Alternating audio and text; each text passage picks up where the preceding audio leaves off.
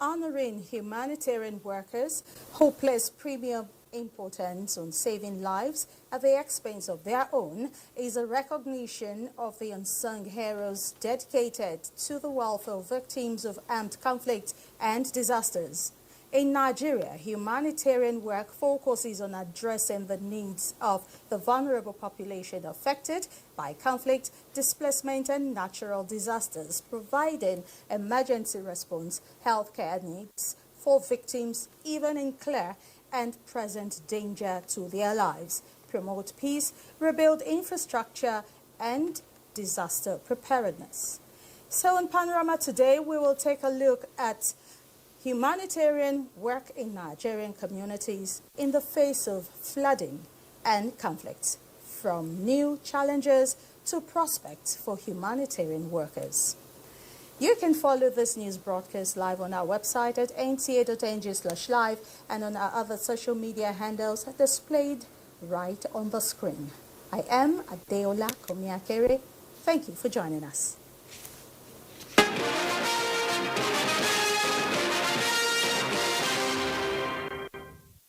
The 2025 National Summit, organized by the Integrity Group, has ended in Abuja with a call on Nigerians to continue promoting the renewed hope agenda of President Bola Ahmed Tinubu as a means of deepening reforms and consolidating on the current administration's achievements.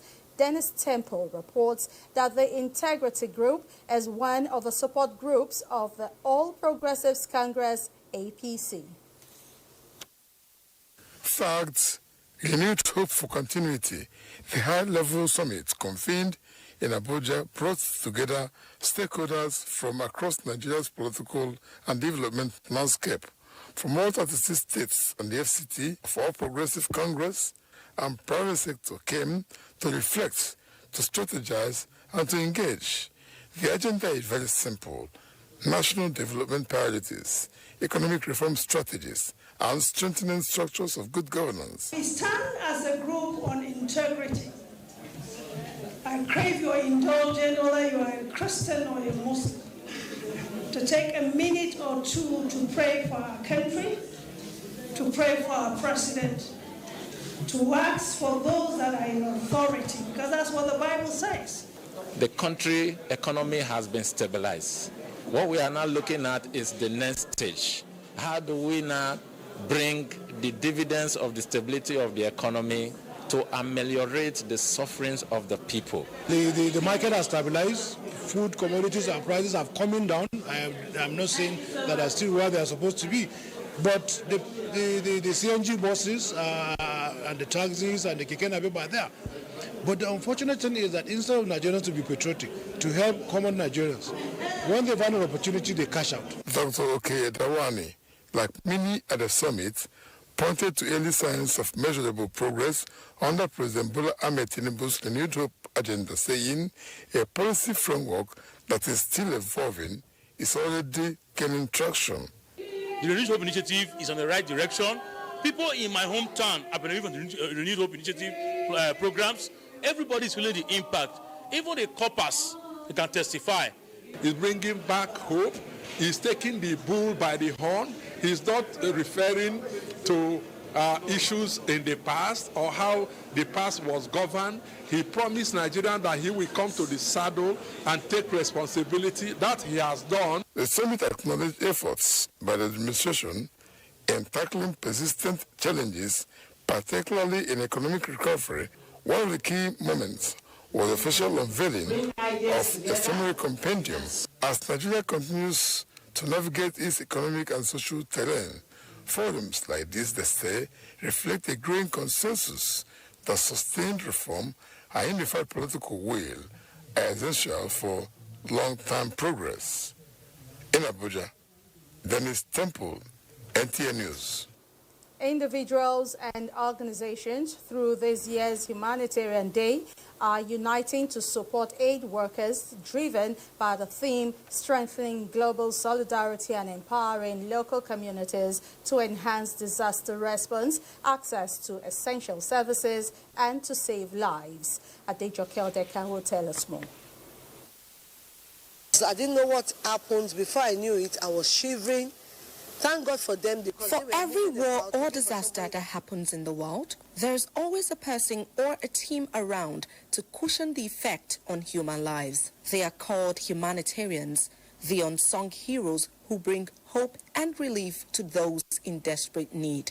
Now, imagine a world without them in existence. Oh, a world without humanitarian workers will be a very dark, bleak world. They should be around us because not everybody now that can afford hospital. Despite their vital contributions, humanitarians face daunting challenges, including attacks, funding constraints, and impact of climate change. However, experts say strengthening protection and securing sustainable funding can help mitigate some of these challenges. Local communities can actively participate in humanitarian activities by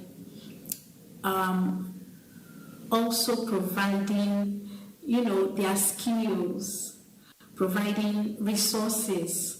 They put themselves at great risk, personal risk, to serve vulnerable members of the society. We as citizens or individuals, be it in our mosques, in our churches, in our market areas, we need to always be creating that awareness and to also participate in the act of ensuring that most of these challenges are addressed.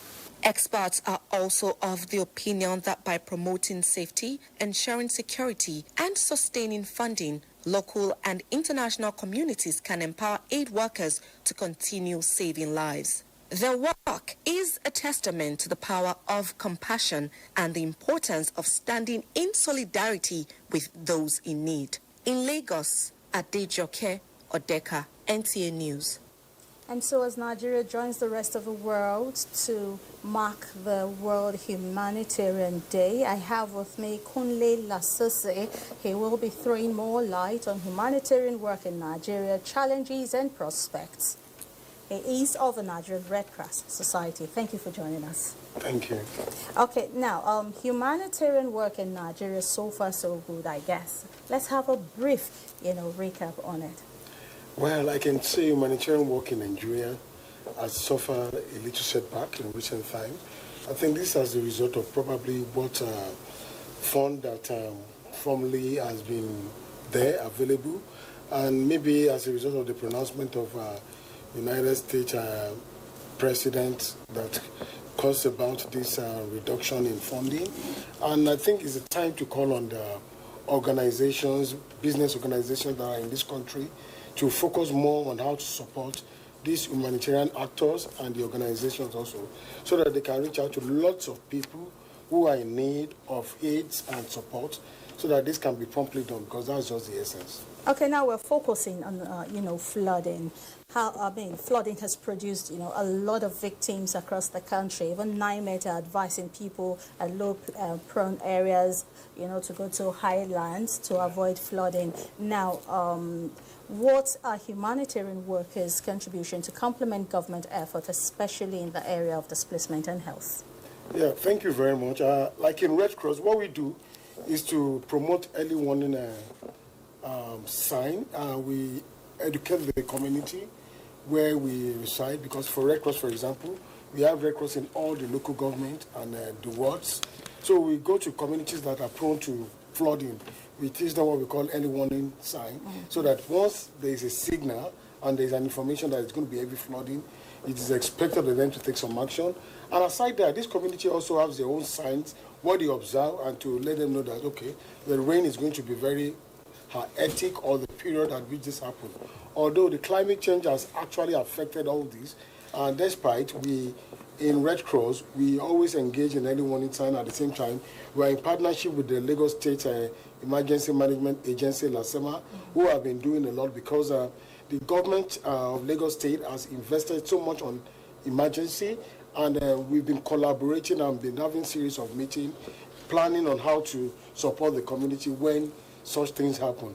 And oftentimes, recently we just had a simulation at Agboyi community, Agboyi 123, and all the emergency actors are actually there. We have LASEMA, we have NEMA, we have Nigerian Navy, and we have the the civil defense, we have neighborhood, we have lots of organizations who were present there. And what we did was to build the resilience of this community. Okay. Should there be any kind of flood, what will you do? Okay. How will you be able to cope? How will you be able to manage yourself? Okay. And once you know the right action to take, it will be easier for a lot of lives to be saved and property also rescued. So this simulation was done so that they can know that peradventure, this is coming to happen. They know the right steps to take. Okay, now, apart from the sensitization in communities, what other, advice do you give to them there concerning the drains and everything? We observe that most of the problem in Lagos, when it comes to flooding, is as a result of carelessness, and they are man-made. So they need to take good care of the drainages.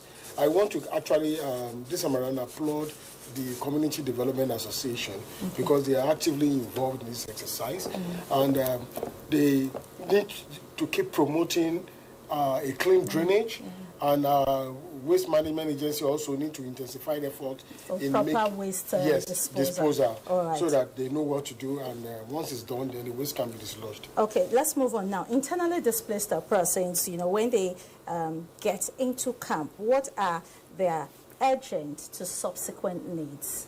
Can you elaborate on that briefly? Yes, their urgent need, number one, is food, then medical. Food, medical, and water, and because this is very important. And where does shelter come in here? Automatically, the moment they are moved out of the affected place, they have been moved to a safe place where security is also guaranteed. Then now, what is next? They need to feel their tummy. They need to feel good, and that is when food comes in. Once shelter is provided, then food comes in. So everybody that comes into that shelter, they are really sheltered, not that some are sleeping on the ground, others on the bed, or just on the mat outside. Yes, it depends on the resources available. And what we have been doing in the Red Cross is to kind of do what we call stocking. We don't need to wait until there's a major emergency. And what we do is preparedness. During the preparedness, all these things there's been an assessment before the time, and the moment this comes, the available materials are taken to the field. Okay. Then, during this period, we know that more things are needed depending on the size of the emergency. Then, other partners come on board. Take, for example, it's a major disaster because the government take charge, and Red Cross also work with them with other emergency organizations, depending on their strength, and we all come together to make it work. All right, now, so how can, synergy between NGOs, humanitarian workers, and government-established, emergency agencies be much more firmer than what you just explained? Yeah, I think there is need for more coordination meeting. Okay. There is need for periodic meeting, and at the same time, to map out the strength of each organization. Everyone has a role to play.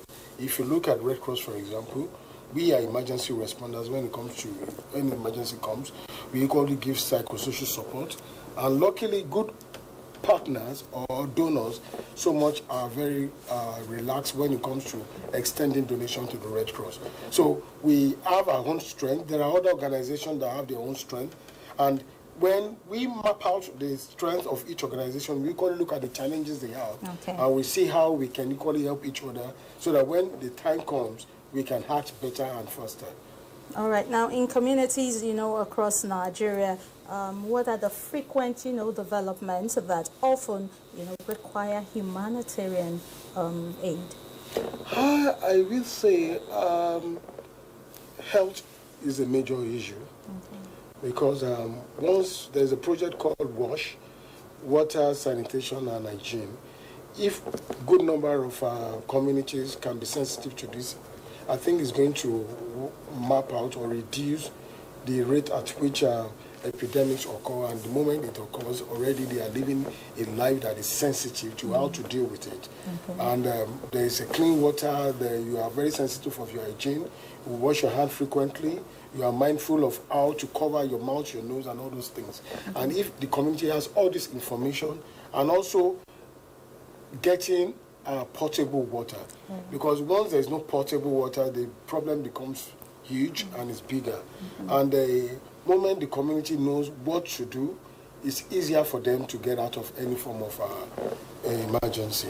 Okay, we know that aid workers, in the face of danger, they put their lives out there to, save other people. And now I want your, final thoughts on how to encourage more people to become aid workers in Nigeria. Thank you very much. Take, for example, if you want to join, be an aid worker, for example, in the Red Cross, you need to undergo a lot of training, first aid training. At the same time, there's what we call Safer Access Framework. This is a training that actually teach you how to navigate when there's emergency, especially when it's an armed conflict. If you are trained, certificates will be issued, and if you are not trained, we don't allow you to go on such assignment. Okay. I want to ask you a question. As part of the training you give to these people, there's being fearless, is a part of it. Do you teach them how to be strong, how to be fearless? Yes, we before you go on the field, we actually do briefing. And when you come back after the whole thing, we do the briefing. We get you out of the scene. Because as a matter of fact, I can remember many years back, during the June 12th crisis, I was so young then, and I was part of the people responding. And one beautiful thing I discovered was that the so-called boys on the street and the military guys also, they are very knowledgeable about what Red Cross or who they are and what they are doing. Somewhere along the bridge that led to Yaba, they were gunshot at somewhere toward our direction. When they spotted our insignia, they stopped and they waved at us. So they crossed. So they are enlightened. They are enlightened. They know that they should protect aid workers. Thank you. Thank you very much, Kunle Lasisi, for your thoughts on World Humanitarian Day as Nigeria joins the rest of the world to mark this day. And we hope that more people will join the Nigerian Red Cross to offer aid to the needy. It's time for us to take a break. Panorama will continue shortly. About ongoing road projects, including projected bridge rehabilitation works in Lagos, has been described as a mischievous write-up to misinform Nigerians by the Minister of Works, David Umahi. He made the statement during an on-the-spot assessment of works at the Coastal Highway. Larry Bilei has details. David Umahi stated that his presentation at the recent Federal Executive Council meeting concerning both the Third Mainland and Carter bridges lower deck, which has experienced considerable deterioration due to marine corrosion and illegal sand dredging that is exposing the piers under the water, is just an account of present status of the bridges, which the structural engineers gave through thorough investigation, insisting that no award for the bridges has been given. So no approval has been given for any of them. We needed approval from the Federal Executive Council for constructive engagement. So when people say that we say they should approve this, there's nothing like that. We've not presented any figure for approval. We are giving them the idea of what Juno Beja said, and we say, listen, we don't trust that figure. Earlier, the minister reacted to publication online about the 750 legacy project. The online publication says that the project hasn't any drainage. Social media starts to fly that, there's no drainage. This is the only project in the whole country where you have 750 kilometers of route, and you have 750 times 2 of underground drainage, all true. So what was in the social media was very misleading. The minister states that intermittent showcasing of the level of work done to Nigerians will be taken seriously, which of course will go a long way to check misinformation and enlighten the people on government's intent of making sure its socio-economic and infrastructural commitment to Nigerians is on course. In Lagos, Larry Bilei, NTA News. Nigerians have been encouraged to key into the various opportunities made possible by President Bola Ahmed Tinubu's Renewed Hope initiative in various sectors of the economy. These were the views of different speakers during the sensitization campaign of two-year administration of President Bola Ahmed Tinubu, organized by Federal Information Resource Center, Calabar, Cross River State, South-South Zonal Headquarters. Paul Abel reports. Though some of the reform policies of President Bola Tinubu may bring temporary discomfort, but has long-term benefits to the nation.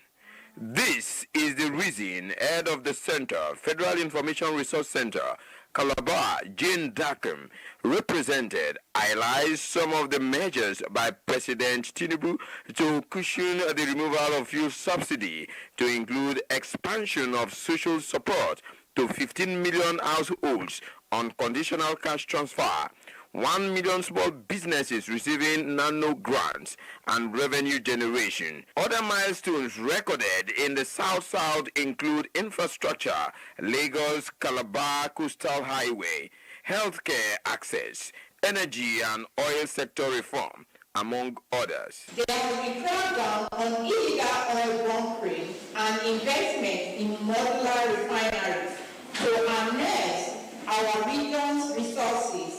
There were other presentations on economic diversification and local content creation, how to access student loan scheme, NELFON, among others, as well as experience sharing by beneficiaries. We now understand to utilize the student loan application system to streamline the processing and disbursement of student loans.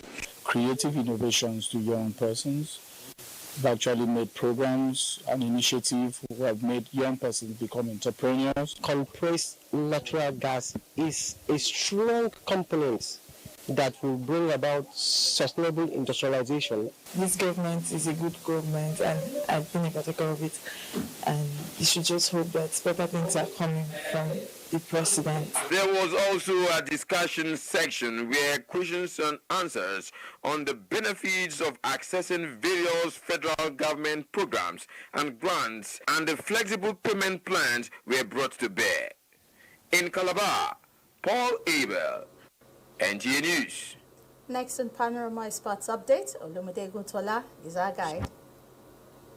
Nigeria's D Tigers will face West African rival Senegal in a highly anticipated quarter-final showdown at the 2025 FIBA Afrobasket after the Lions sealed their place with a hard-fought playoff victory over South Sudan, 78-65. Nigeria head into the clash after sweeping their group with 3 straight victories, including 99-90 victory over Cameroon. Nigeria vs Senegal quarter-final clash is scheduled for Wednesday.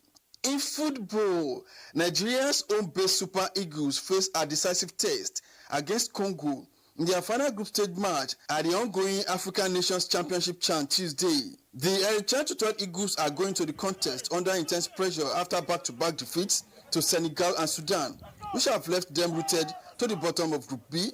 Meanwhile, Congo remains unbeaten after 2 consecutive draws. This is the time for this guy. They need to show their quality and know the bad things. In another development, in one of the largest youth gymnastic meets in Southern Africa, Team Nigeria, which includes NLNGRA and TIG International Club, excelled at the Centurion Gymnastics Center Club competition. Oluwapelu Milesami of NLNGRA won gold, describing her victory as a dream come true. Team TIG also won 2 gold, 5 silver and a bronze medal at the event. I'm very happy and shocked that I won. The kids did so well. Ayobami and Juan, they did so well. I am truly very grateful to NLNGRA Club. In another news, Nigeria wins 6 more gold medals at the 2025 African Junior Youth Weightlifting Championship Monday evening in Accra, Ghana. Florence Olaniyi won the 6 gold medals for Nigeria in the 58 kg female category. Her feat brings Nigeria's total number of medals at the championship to 8 gold and a silver. With sports update, Olumide Eguntola, NTA News. And that's Panorama from the Lagos Network Center of the NTA. Thank you for being a part of it. I am Adeola Komiakere. Enjoy the rest of the day.